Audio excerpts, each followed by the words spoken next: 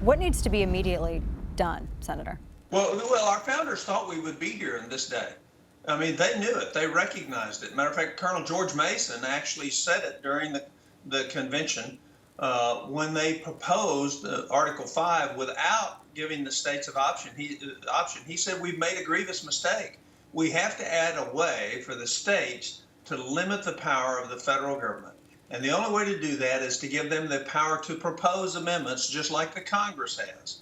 And so what we're putting together, and I think 8 states as of now, maybe 7, soon to be 8, have passed a request for a Article 5 Convention of the States with 3 main goals. 1, a balanced budget amendment with general accepted accounting principles, because I will tell you straight out, you can't trust what the Treasury Department says, you can't trust what the Office of Management and Budget says, and you certainly can't trust what the Congressional Budget Office says.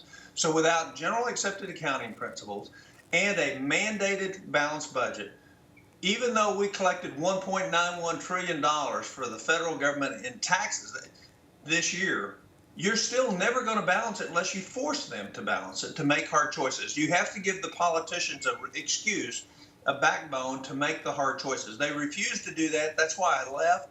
I left because we're not going to fix it there. The second thing is you limit the terms of appointed and elected officials, so that you don't have people making politically expedient votes for selected and non-selected constituencies. Because that's what happens. Is what we see is constituencies get their priority. And so what happens is a politician does this, said, how do I get my career to stay on track? Well, I certainly don't want to irritate this group, so I'll vote for that. And then the third thing is limiting the scope and jurisdiction.